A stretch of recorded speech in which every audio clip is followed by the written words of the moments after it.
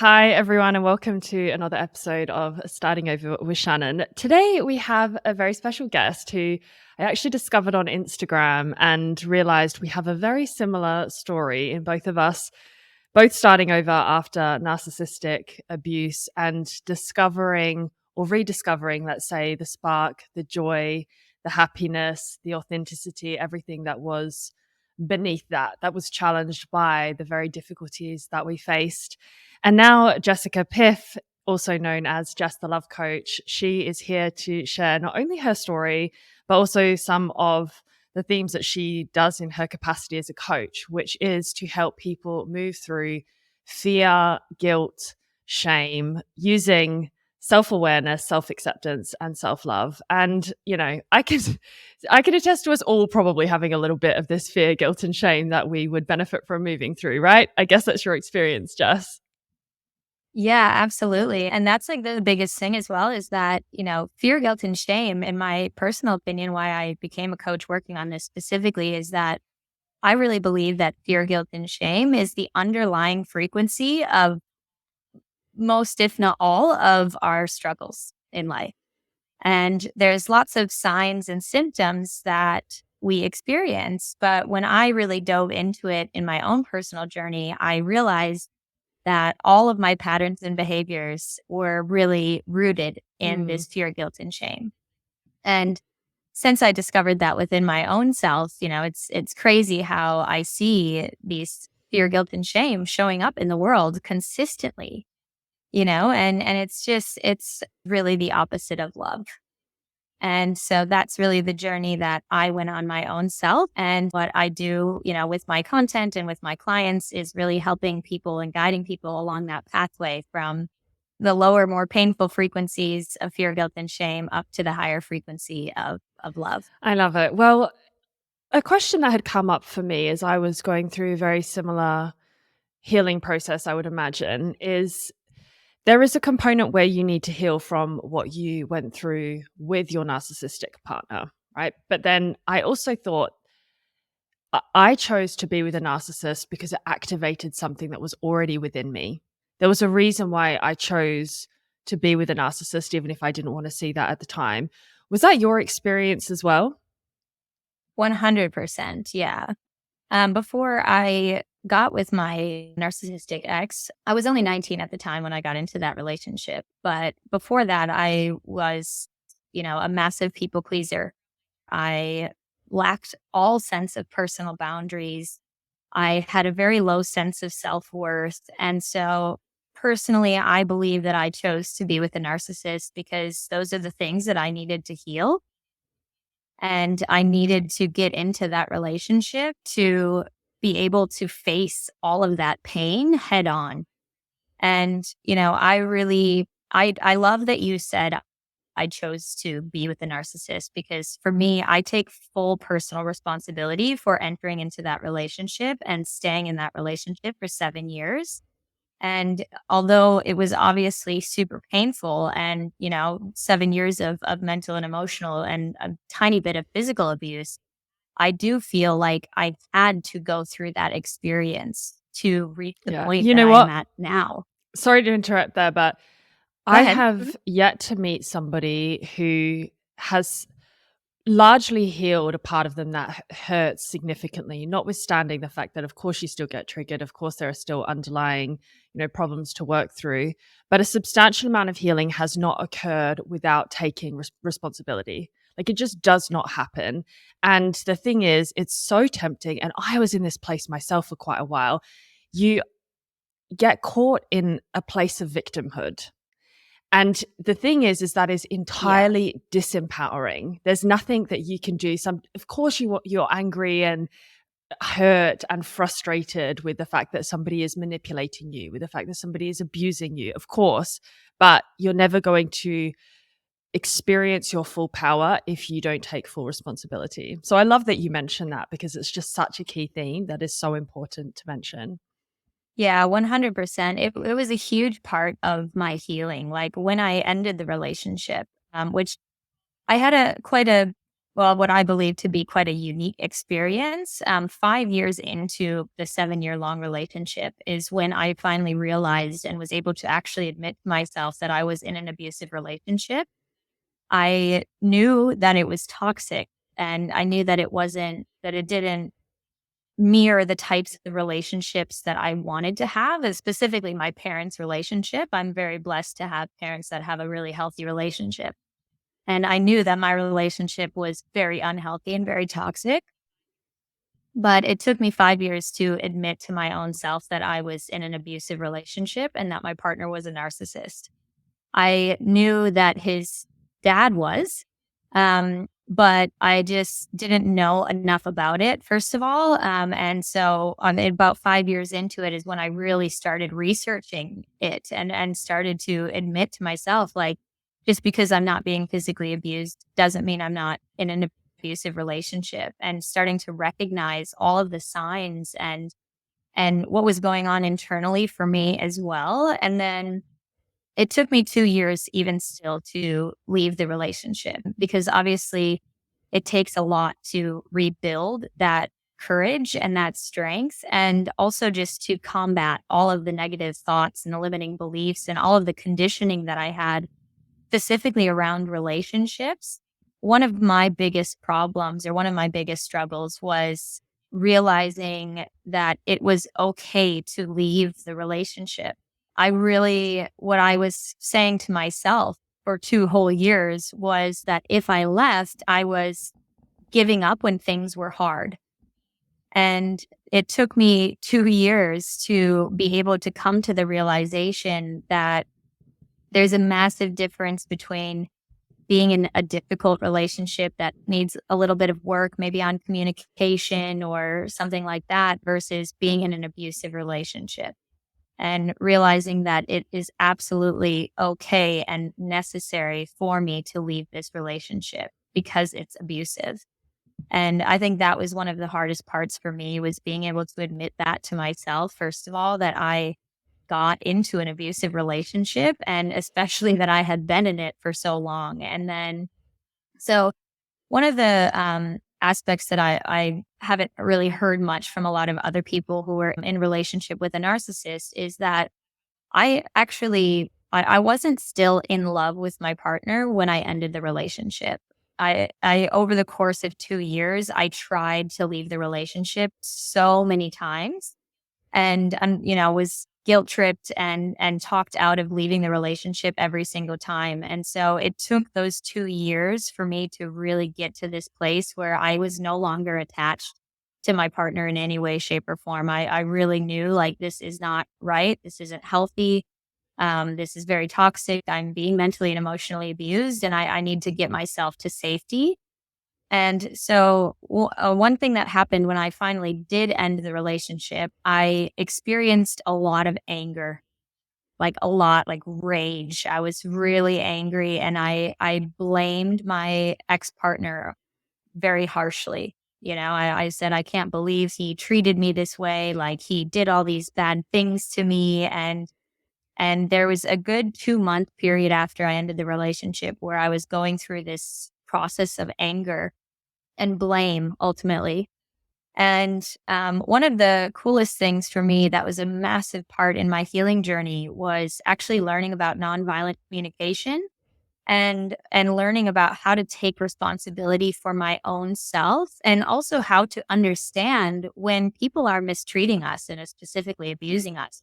That's coming from a place of pain, and it really helped me to be able to take responsibility and say, yes, my partner did these things to me, but I do have a choice, and it was really that, taking that personal responsibility of saying, I chose to be in that relationship. I chose to, for a lack of better words, tolerate that mistreatment.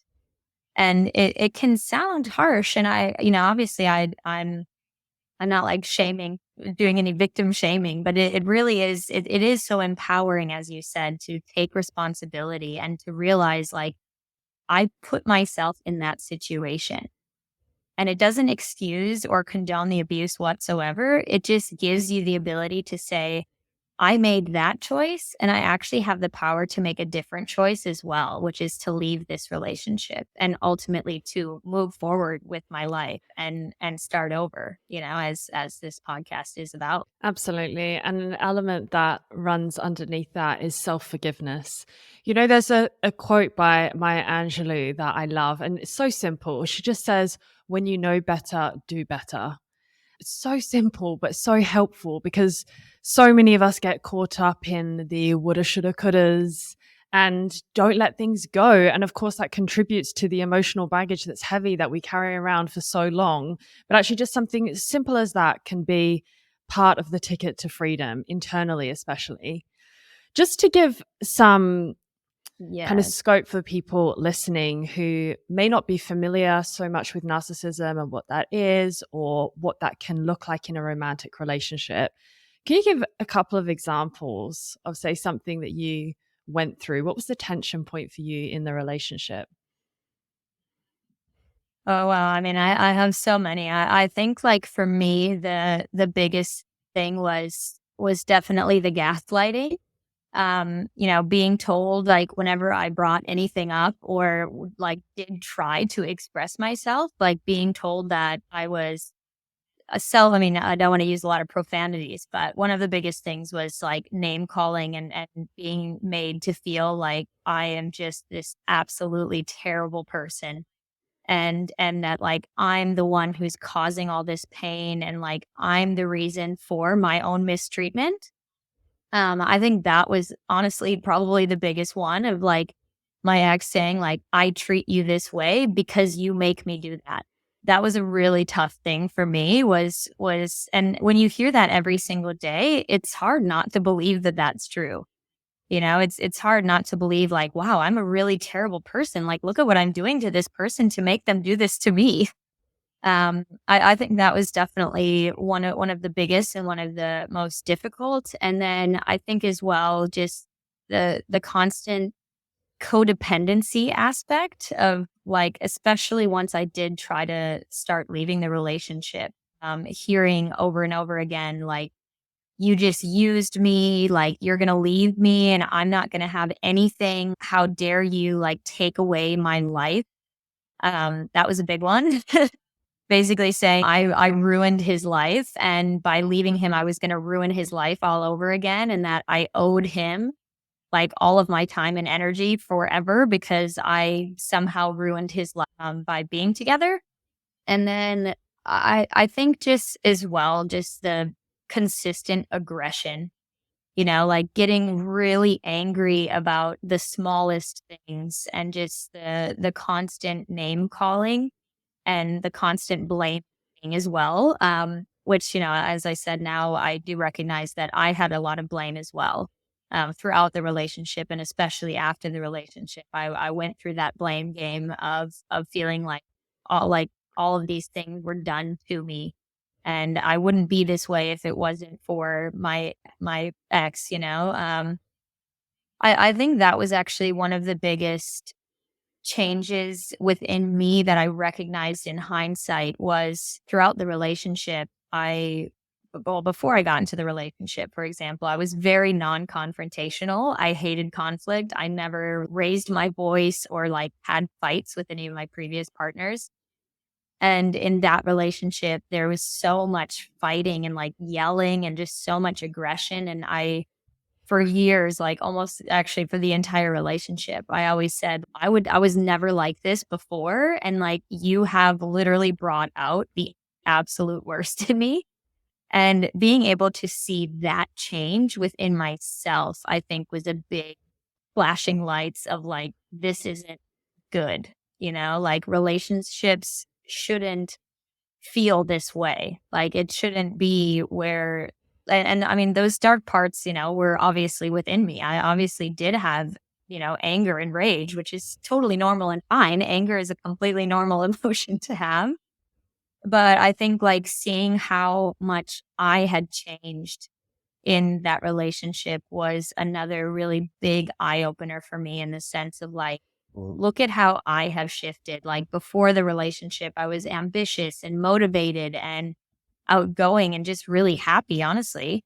And then throughout the relationship, just lost all my motivation, lost my sense of identity, didn't know who I was, just felt like, wow, I'm just, a piece of shit. Yeah. Something that makes me think is I hear the inner conflict or the possible inner conflict, and I know this because I've experienced it too, which is on one hand, I hear the rationale coming through of, he treated me this way, I wasn't like this before, that so there's something in this. And then on the other hand, there's the part you spoke about with being gaslit and being made to believe that you were a big part of this, when in reality you had a part, but you didn't have a big Mm. part. But that it keeps pushing on you. I've never acted this way before.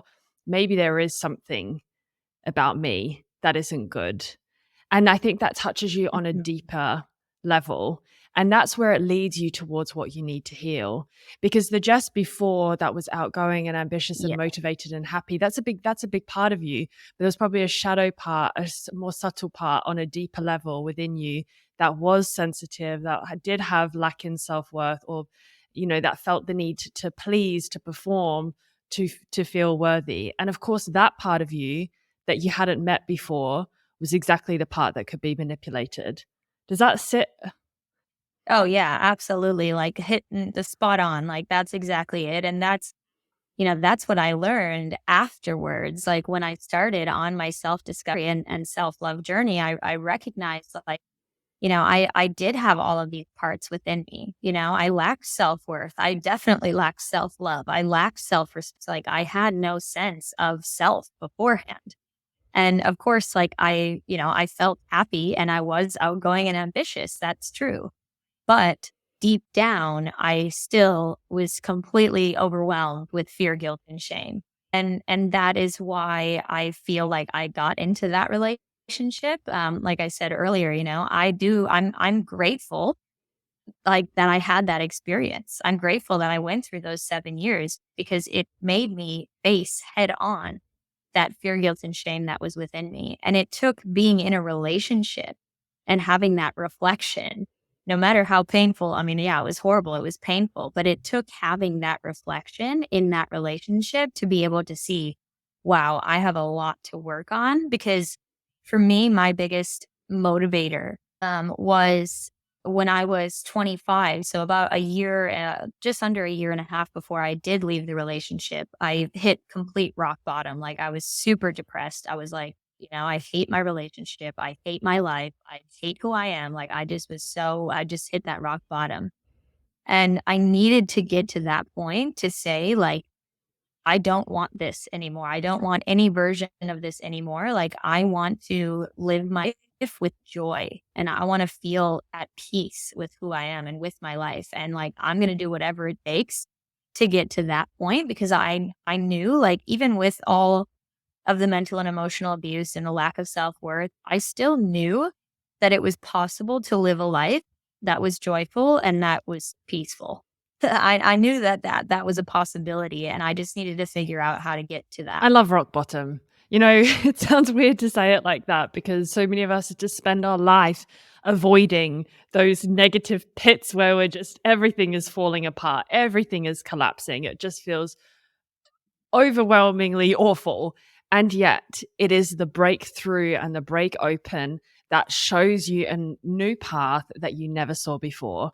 And that is exactly what this podcast is about Yes. because, irrespective of the differences in the particulars of our story, there's a universality in human experience in this. The emotions that we feel, they're the same. We all experience shame, fear, guilt, disgust, embarrassment, grief. It's all there. It's what unites us. And Yeah. instead of shying away from all of that and hiding those parts of us as something to be, as you say, ashamed about, something that does not warrant attention, it's not something we can ever show up and show the world. We're going down the wrong path by doing that. So I think these conversations are so important. We're united in these experiences. Absolutely. It's one of the reasons why I love sharing my story is just because there are so many people out there in the world who are going through this exact same thing, whether it's specifically be with a narcissist or not. Like those specifics, like that, those specifics aren't necessarily what matter. What matters is that we know that we're not alone, and that we really can like empathize with other people, and also the importance of being able to speak up and share your story for everyone, to be able to be vulnerable and share what you're going through. Because like when we do that, when we're able to share our experience, no matter how painful or how ashamed of it we are, through the act of sharing it, we're able to bring that stuff to the surface and learn to accept and ultimately learn to love those parts of ourselves and have gratitude for those experiences. Yeah, absolutely. I want to go into some specifics about healing fear, guilt, and shame, but in relation to your story. So, what I want us both to do is reflect on how we have, through our experiences, been drawn to look at that emotion in ourselves and what has helped to heal it. So, I want to start with shame because that's exactly where you just finished there in terms of it's something we want to hide, right? There's something about shame that makes you want to self isolate, that makes you feel entirely disconnected from others, that you stand alone, you're not part of a greater whole, and it lives in the dark. Was there something that you experienced that you're willing to share, of course, related to shame and what helped you heal that? Yeah. Before I get into that, one thing I do want to say is that for me personally, I've found that fear, guilt, and shame are very intertwined with one another, and that it actually creates a loop. And the reason why we feel shame about certain things is because we're afraid to acknowledge those parts of ourselves. And then because we are afraid and because we feel this shame, then we feel guilt. And it's like just this vicious cycle of these three things just looping and keeping you in a place of fear ultimately. Another thing about fear, guilt, and shame is that I don't know if these things can ever be fully eliminated. I think that it's about learning how to address them with love. And, that's really like the self awareness, self acceptance, and self love. It's to be able to look at these parts of ourselves, even the shame, and say, I acknowledge that this shame is here, and I'm witnessing it, and I'm, accepting that it's there, and I'm going to love it, even though it's hard, even though it's painful. And that was really the big part for me, was being able to accept that I had this fear, guilt, and shame. And then ultimately understanding why these things exist, which specifically with shame, I believe so deeply that shame is not just an individual struggle. I believe shame is a collective struggle. I believe that we as humans hold a lot of shame within our DNA from all of the things that have happened throughout history. There's so much pain there. And I feel like we really hold a lot of that shame in our DNA. But for me personally and specifically, the shame was really tied to the lack of self-worth that I had, and feeling like I was bad or like I was wrong. And that's really how shame showed up for me, was this feeling of inherent inadequacy, feeling like just who I was not good. And for me, I think what helped me work through that was Buddhist philosophy is was a huge part of my healing journey, and being able to understand that we are all connected, and being able to look outside of myself and look at other people and see so much worth and so much value in them for just existing, and saying, well, if I can look at someone else who I know or who I don't know, and see their beauty and see their value and see their worth in just who they are, then I can see that within myself as well. And really that was the biggest thing for me with shame, was being able to shift from this belief, this deep belief that I was just a bad person, or that I was so like wrong for existing. And then realizing, like, as a human being, we all have inherent worth, where we all have value. And that was the biggest shift for me, I would say, with shame, is just realizing that all the parts of me are acceptable and lovable, and being able to see those parts of myself that I thought were so wrong and so bad. Well, two things, first of all, seeing that, it's okay that I have these shadows. It's okay that I have these experiences, and that I have these certain beliefs, but then realizing, like, okay, I accept that that's there, but I want to work on it. And I want to work on it through love, because to me, shame is very constricting. It feels very like heavy and dense and like quite suffocating. And like you said, like isolating. Like shame just feels like it just takes you away from everything, takes you away from joy, takes you away from connection. And to me, love is the opposite of that. It's expansion, it's connection, it's freedom, it's this like spaciousness. And that was really what I was yearning for, was freedom from shame and fear and guilt ultimately. But yeah, for me, I think shame was the first thing that I acknowledged, was like, wow, I'm really ashamed of who I am. Yeah. I think with that, something that stands out, something Brené Brown, who researches shame a lot, speaks about, and she says, shame is the thing that says, I am bad. Guilt is something where you say, I did bad. And I think the reason why shame feels so hard in particular is because it encompasses your whole being.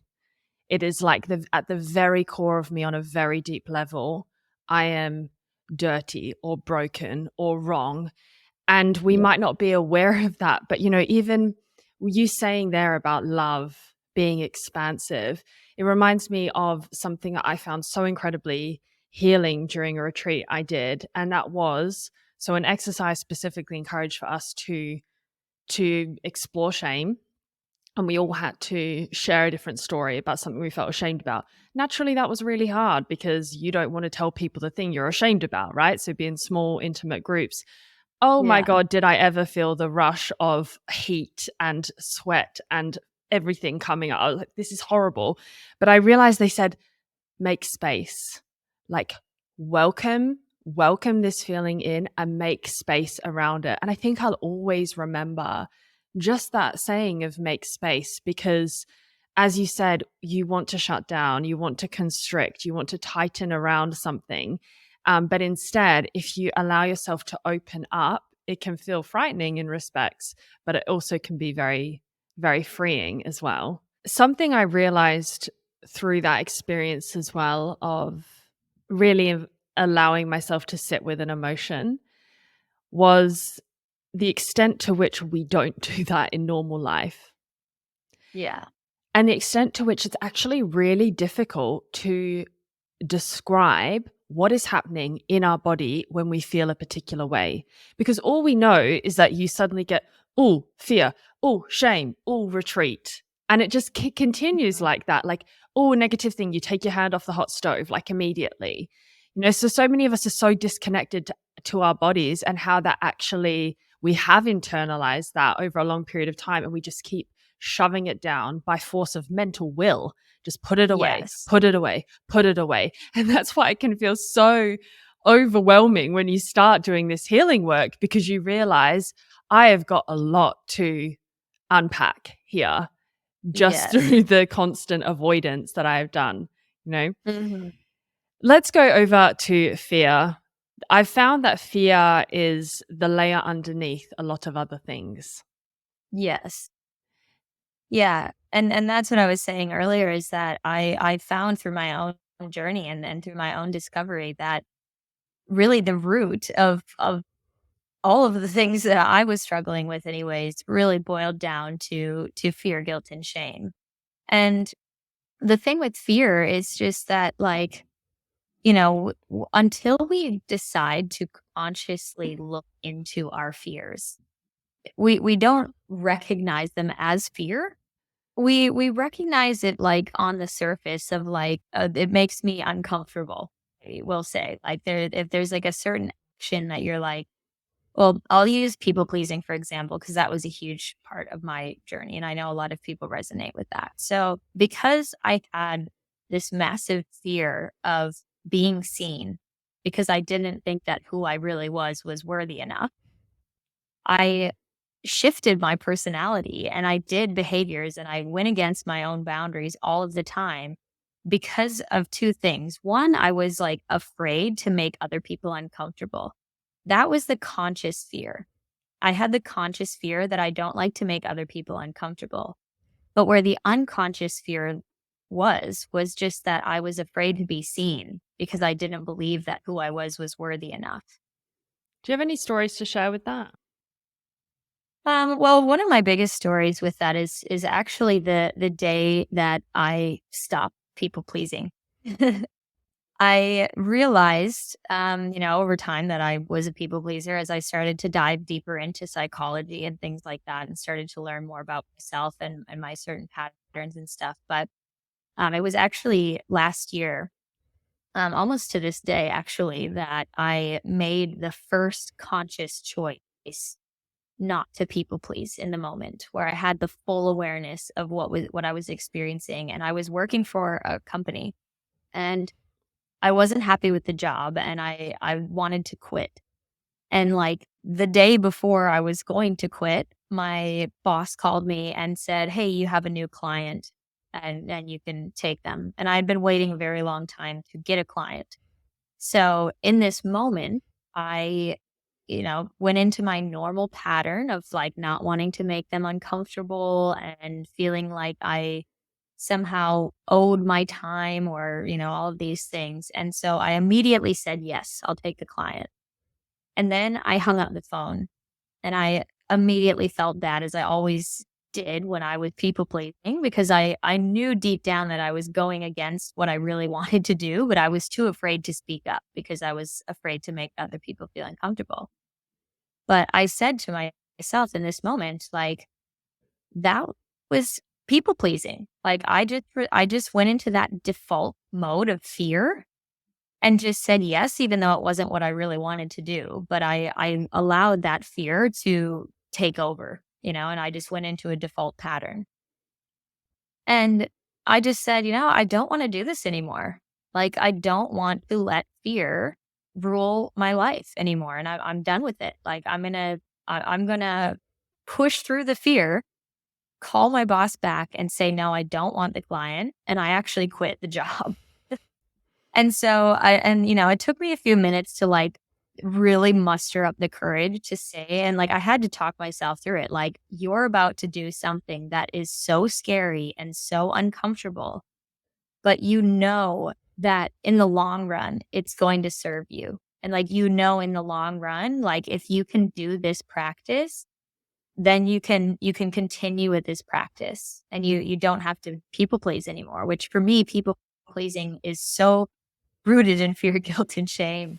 What's on the other side of that fear? I mean, I totally get you. I've had that experience myself of, oh, I should say something, and you self-censor, and then you feel uncomfortable with it, and then you feel like you're not being authentic, you're frustrated with yourself, especially if you've made a sort of commitment to change in some way and it keeps coming up and coming up. But what happens when you push through that fear? Let's say you step through that fear as you describe. What's on the other side of that? Because I think so many people will be like, oh, it's the worst thing in the world. Well, that's what fear would have you believe, right? I'm falling off the edge of the cliff right now. I'm going to die. Yes. Everything, my whole life is going to collapse. And the severity of that fear, the intensity of that fear is what keeps you stuck in these repetitive patterns of behavior that disserve you. Yes.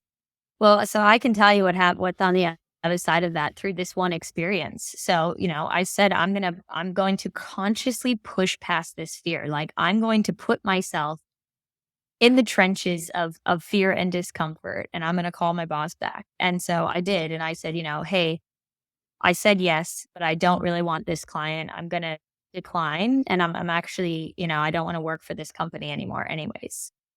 And, I'm sure he was upset. Like, I just told him yes, and now I'm changing my mind.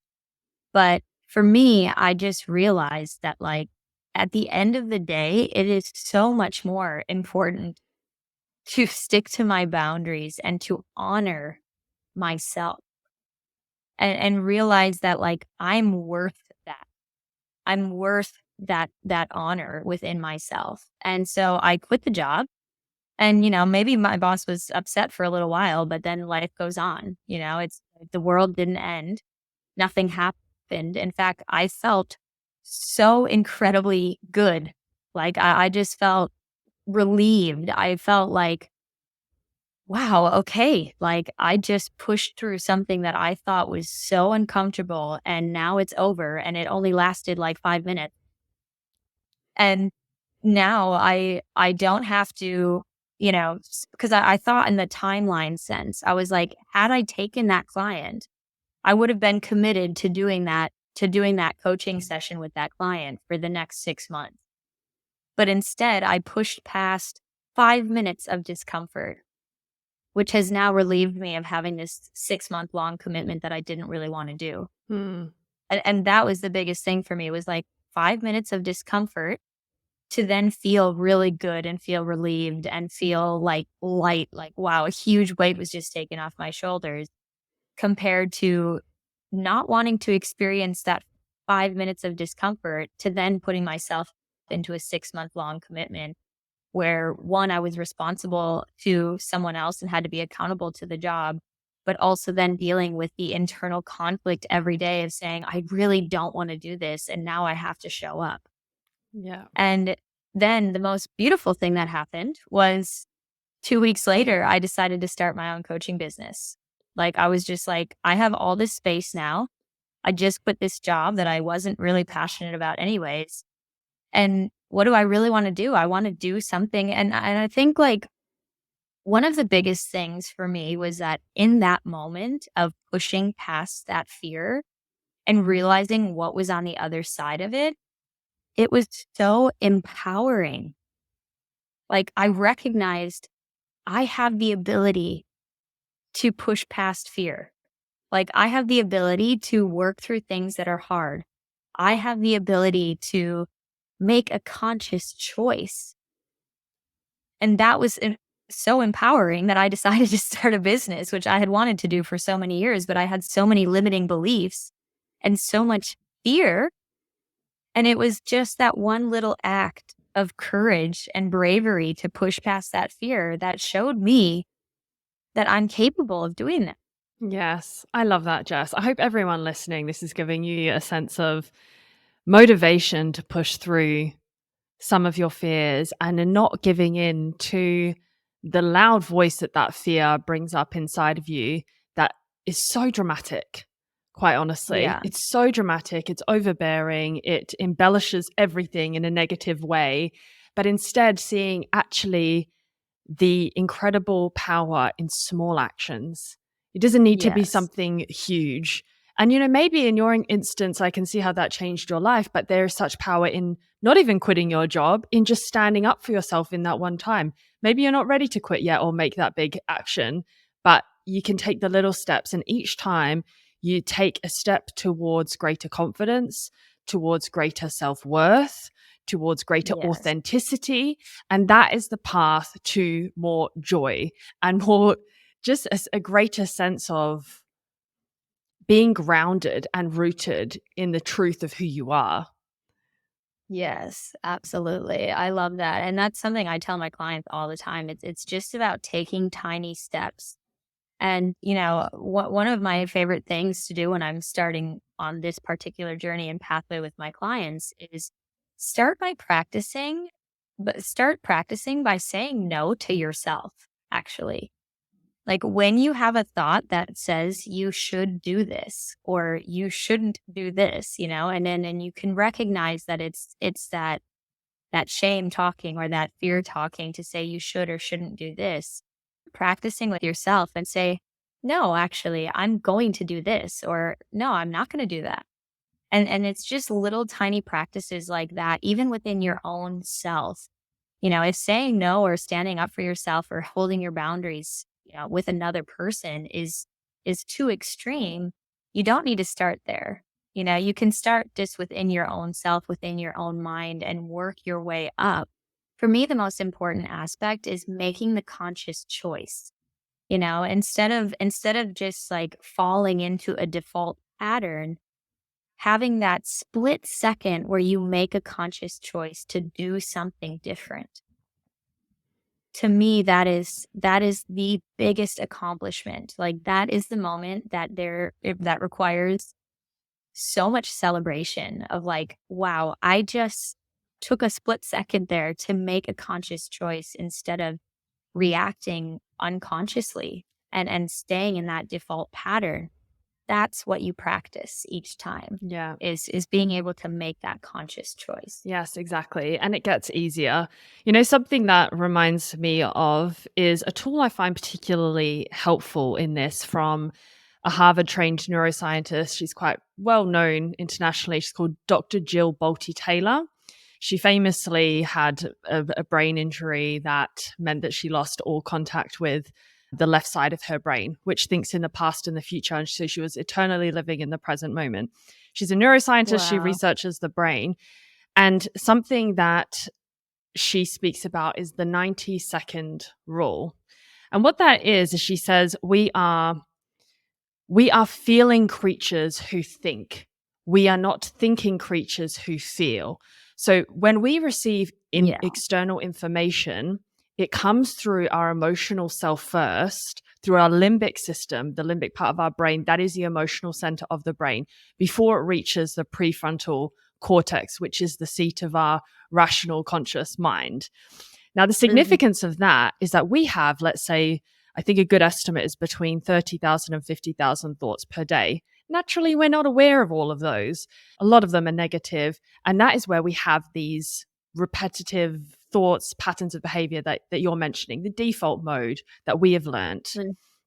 Now, what we need to do, the thing is that those thoughts will then trigger an emotion. And the emotion, particularly when it's negative, is what sounds our inner alarm. We go, oh, I feel ashamed. Oh, I feel guilty. Oh, I feel fearful. Or I just feel discomfort.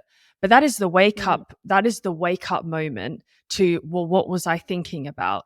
And what she says with the 90 seconds is if we have a thought that triggers this negative emotion, that emotion, sure, it triggers a chemical reaction in our body. We're flooded with, let's say, cortisol, stress, hormones, whatever. That exists as a physiological phenomenon for 90 seconds only, providing we do not add on more thoughts. Now, that is where so many of us get stuck, right, Jess? It's like, oh, I'm feeling bad. And then the negative thought spiral begins and we descend down and down and down. And before we know it, we're in some miserable pit thinking we're never going to be able to get our way out of this. And we have that internal conflict, those moments of, should I tell my boss this thing? And then we get stuck there and then we feel crap. But instead, can you invite in a moment where you say, I'm going to observe this for 90 seconds. That's all I need for 90 seconds to allow this fear to be here. And then I can let it flow through me. And then if you allow yourself to do that, you will access that conscious, rational part of your mind that will be able to make better decisions. 90 seconds, people. Try it out. Yeah, I love that you touched on that. I did a workshop back in December called Love Your Triggers. And that is exactly what the most of the basis of my workshop was around, actually, was the actual physiological response of 90 seconds and how, like, what can you do in those 90 seconds? For me, at least, like what I said in the workshop is like, first you recognize that a shift has happened in your body. You just recognize, okay, now I feel sweaty, or now my heart is racing. Like there's a moment of recognition within the body that something has shifted.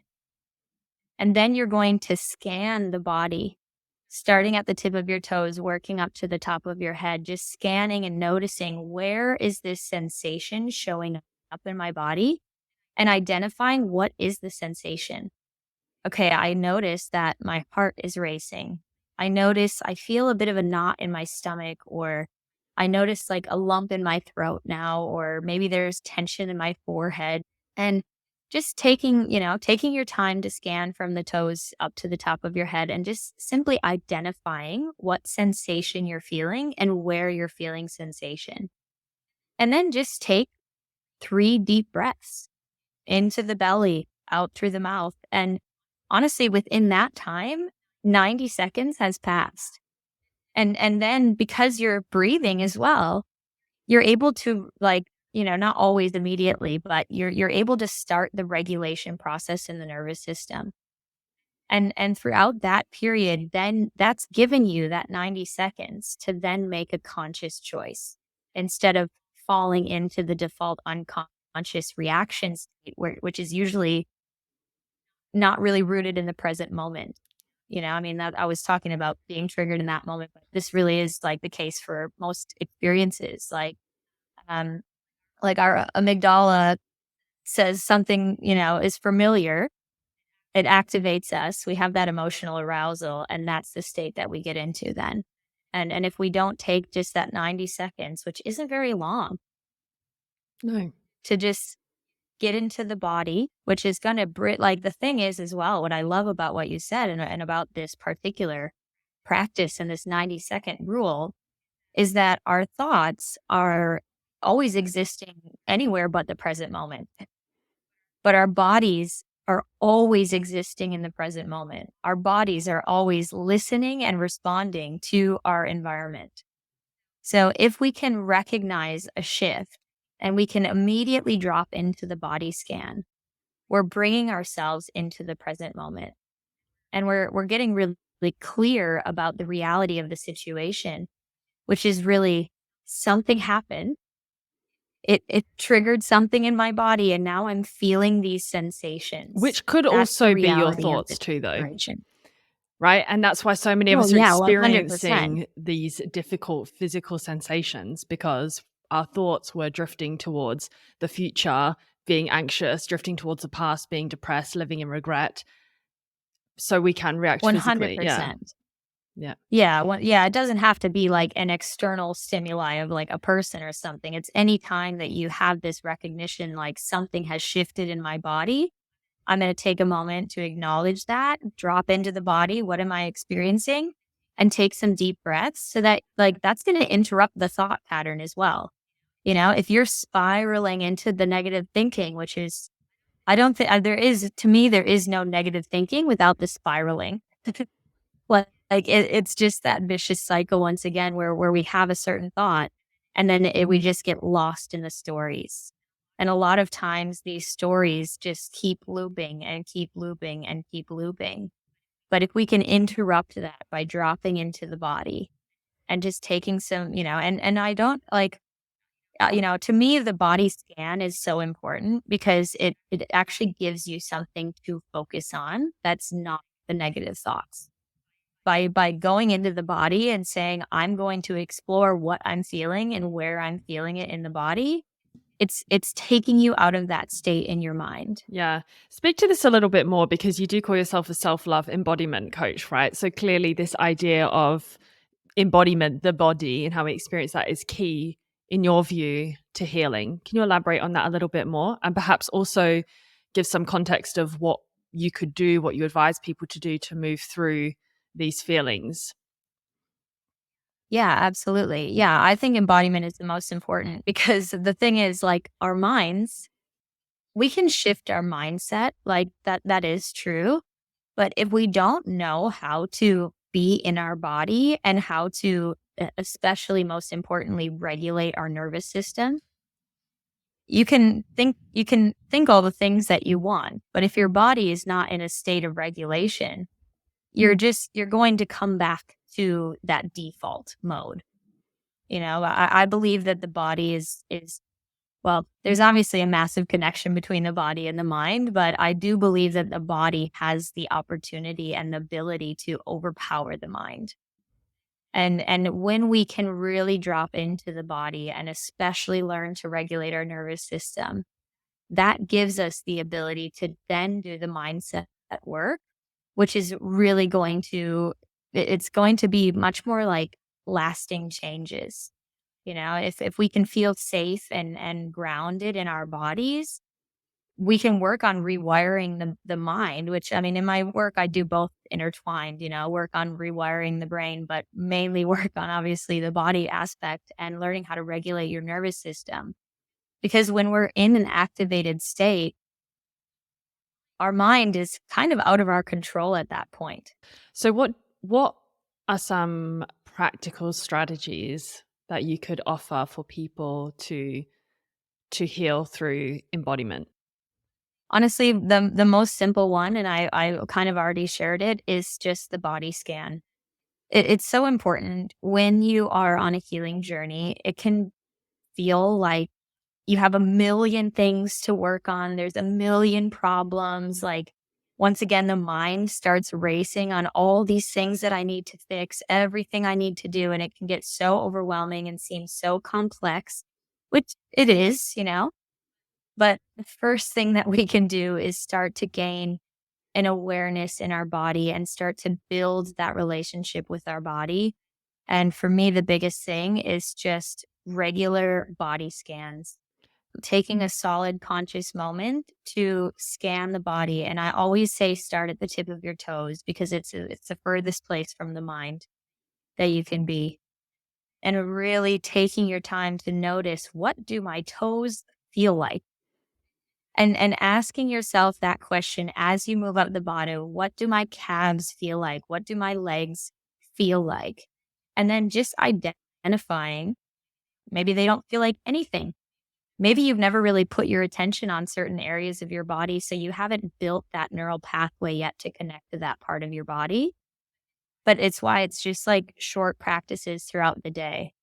Just when, like, there's no, I mean, I don't know. I tell my clients like 3 times a day to start out with these body scans. And it's not very much time, like, it doesn't have to be such a massive task. It's just a really simple exercise of scanning the body and just putting your attention on different areas of your body and identifying, what does that feel like? Yeah. And then there's just one other really great exercise I love as well, which is pretty well known to most people in this field, anyways, like coaches and stuff, is just the grounding practice. It's the 5, 4, 3, 2, 1 grounding practice, and you're using your senses to experience the present moment. What are 5 things that you can? I might get the senses mixed up, but it's basically like, what are things that you can see? What are the things that you can hear? What things can you smell? What things can you feel? And maybe and I think it's like one thing that you can taste. Mm-hmm. And really like working with these different senses to experience the environment that you're in and be in the present moment. And by doing this, you're getting out of the thoughts, out of the negative thoughts, and you're connecting with these different parts of your body. And to me, like, the basis of all of this is just building a relationship with your body, because our bodies are our inner compass. They're our teachers. They're so wise. Like, our bodies function in all the ways without a conscious thought. And for me, and also unconscious as well, obviously, but like, think about our conscious thoughts are the negative thoughts. We don't, are the different parts of our brains that are like meant for survival and functioning and stuff. They don't have like positive or negative thoughts. They just function how they need to function to survive. And so I feel like if we can touch into the body and build that relationship with our body, we have so much more ability to live in alignment, to make the right choices, to put ourselves in more positive situations based on the reality. It's not based on what the conscious mind is thinking of the past or the present. And being like, for a lack of better words, like tainted by our experiences, which over time make us so jaded and makes Yeah. sense. And I think also to not get caught in constant patterns of overthinking. The mind will make you believe that you have to intellectually muscle your way through a problem. And Mhm. that's not to say that there isn't space for that it's not necessary to use our brain. Of course it is. But we just know that sometimes there comes a cutting off point where you're spinning circles and you're not getting anywhere fast other than a quick route to stress. And we know that chronic stress is Yeah. such a massive problem in our society, and it leads to a whole range of adverse health outcomes, physically, mentally, in lots of areas. So, yes, I hear you. Embodiment work, start getting connected to ourselves. And quite honestly, I think if I reflect on my own journey, it's what has been the most transformative, without question. I think I'd spent Yeah. quite a significant amount of time in traditional talk therapy, and it kept me in that overthinking. It kept me disconnected from myself, from my emotions, and actually working with somebody who has more of a somatic focus, that's where the Yeah. transformation has truly happened. And I could start feeling a greater sense of wholeness. Yeah, and I love that you said that about how the talk therapy kind of kept you stuck. It's been something that I've really noticed, especially throughout my coaching journey. Actually, is that when we just focus on mindset stuff, or when we focus on just talking about all of our problems and things like that, it just keeps us in an activated state. Yes. You know, we're constantly because of the fact that thoughts influence our feelings and vice versa. The more that we're up in our mind, just thinking about all of these things that are, really difficult and challenging, the more we're just processing what we're experiencing in the present moment in our bodies, and that's adding. It's just reinforcing that default pattern of negativity. It's just reinforcing those spiraling thoughts, because we're not able to really process what we're experiencing in the body in the present moment. And I think it's one of the biggest things, like it's like one of the biggest things that I've recognized in my coaching specifically, is that in the healing journey, in the healing world, like we can so easily get caught up in our trauma and just like spend all day every day just stuck in the past, reflect, like, oh, we need to realize this, we need to reflect on this, reflect on that, and like that's a portion of it. It's important to reflect on our past and acknowledge and accept the things that have happened to us and that we've been through in our lives. But there comes a time where you have to start moving forward. And in my opinion, the only way forward is through the body and through living in the present moment. That's what we have now. And that's what we have in the next moment, is the present moment. And And it's where we have the most bloody fun, right? What do you do for fun, Jess? This is the yeah, thing where you like light up, you're living in the present moment, you're feeling your joy, you're feeling light and expansive internally. Where do you get that? absolutely. Oh, dancing, Oh, 100%. yes. Yeah, I love to dance so much. And I'm so fortunate. I live on Ko Pha Ngan in Thailand, this amazing, beautiful tropical island. Isn't that the party island that's known for like full moon parties or something? It Okay. is, yeah, yeah. So once a month, there's the original full moon party, and it brings like 20,000 people from around the world every single month.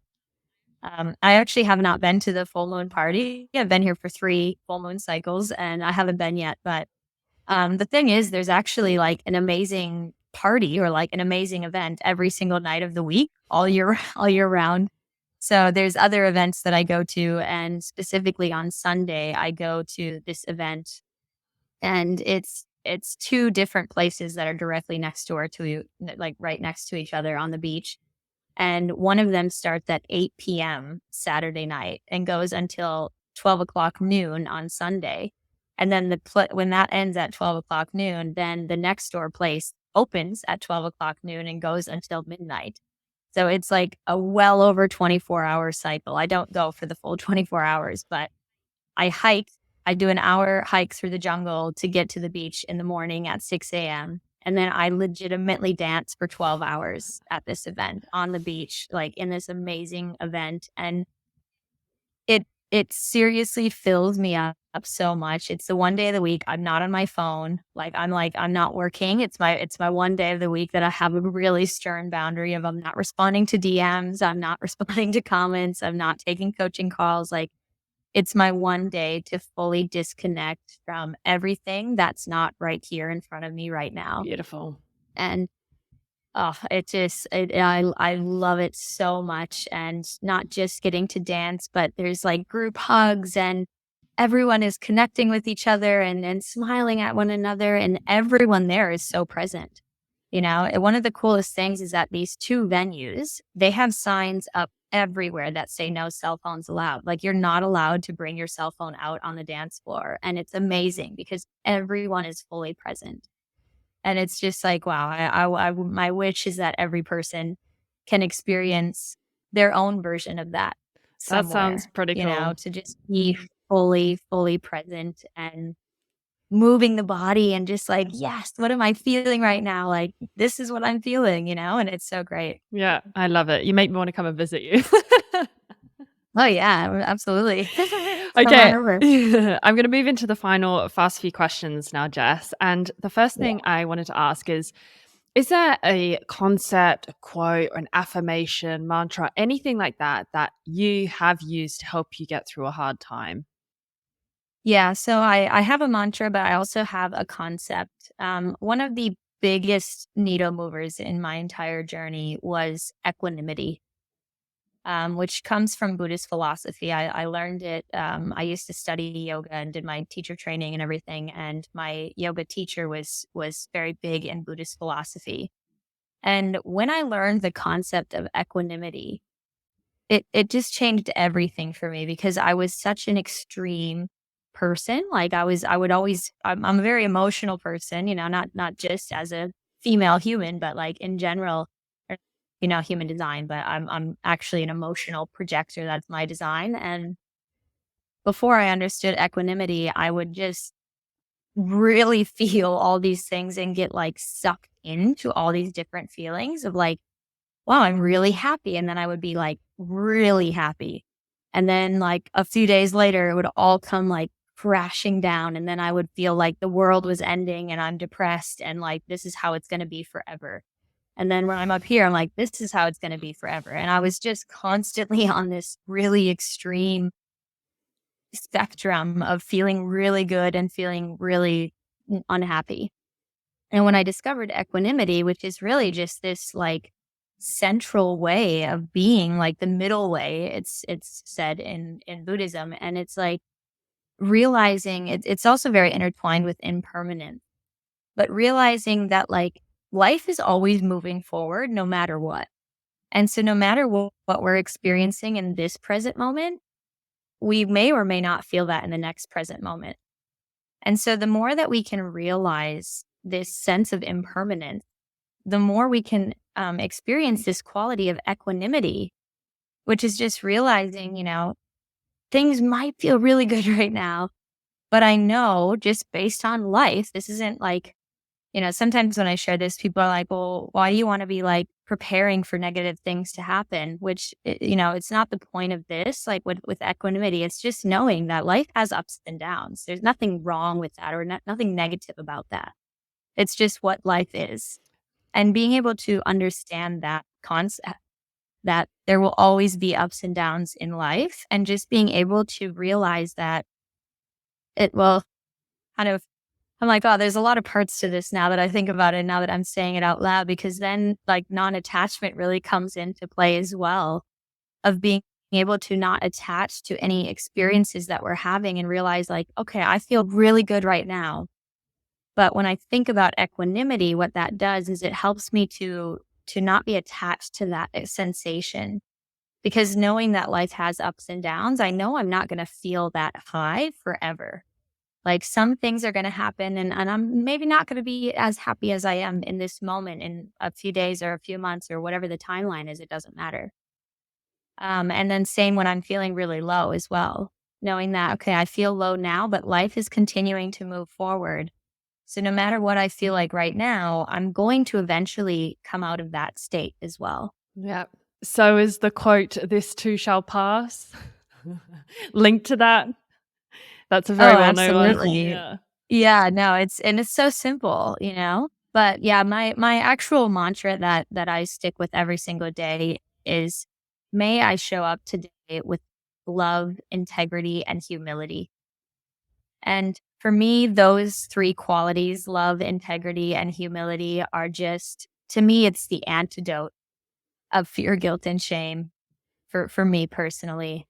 Beautiful. One, obviously, love is the opposite of fear. But the reason why integrity and humility are there for me is just because it's about having integrity within myself. And to me, integrity is, and this might just be my own version of it, but to me, integrity is so intertwined with honor and just honoring myself and honoring how I'm feeling in the moment, and having integrity by not allowing anyone or anything or even my thoughts to take away that integrity, to take away that honor of saying, like, I am me, I'm a worthy, valuable person. And to me, that's the essence of integrity for me within that mantra. And then humility for me is a sense of trust and surrender in life.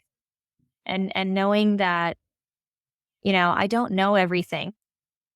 I'm always learning. I'm a student of life, and I love that. To me, that's really humbling, is knowing that, like, I don't have it all figured out.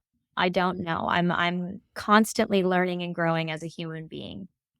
And so that really is my daily mantra. I hope that all made sense. I love that. That resonates with me a lot. And something I like in particular is it really feels like you're setting an intention for your day and something to really frame it in a way that honors you. And I find that very beautiful.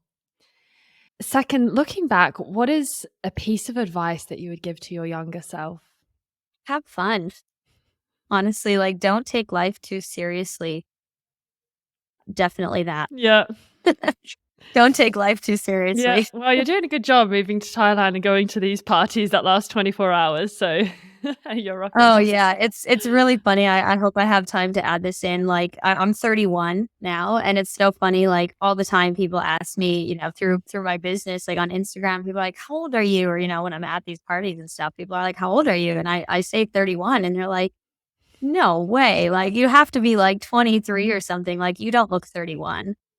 And when I was younger, like when I was 23, people thought I was 31 or 32. And I think that it is literally because back then I took life so seriously. And now I don't. Now I'm all about having fun and being present and being playful and curious and joyful. And that is youthful, like that. I think that's why people think I'm so much younger, because I play more, Yeah. and I'm just having fun. So that is definitely what I would tell my younger self. Like, don't take life so seriously. Just have fun. Love it.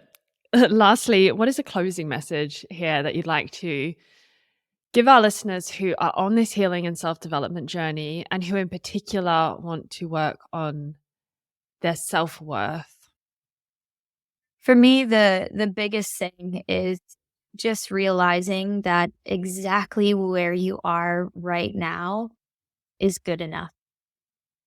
And you don't have to do anything to be valuable or to be worthy. No matter how much healing you have to do, no matter how many patterns you have to break, like, no matter where you're at on your journey right now, you are already good enough and already so worthy. And if you can get into that place of accepting where you are right now, you're already there. Yeah. That is the healing work, is to accept everything that you are right now. Jessica, thank you so much for your time today, for sharing your story. It's been a pleasure. Yeah, thank you so much for having me on, Shannon. I really appreciate it. Yeah, thank you. And thank you to all of you listening. I hope you found this episode inspiring, helpful, and thought-provoking. And just a final word from me, high praise to you all for continuously choosing healing, self-awareness, and growth. I totally believe in your ability to make change, surmount challenges, and build a life worth dreaming about.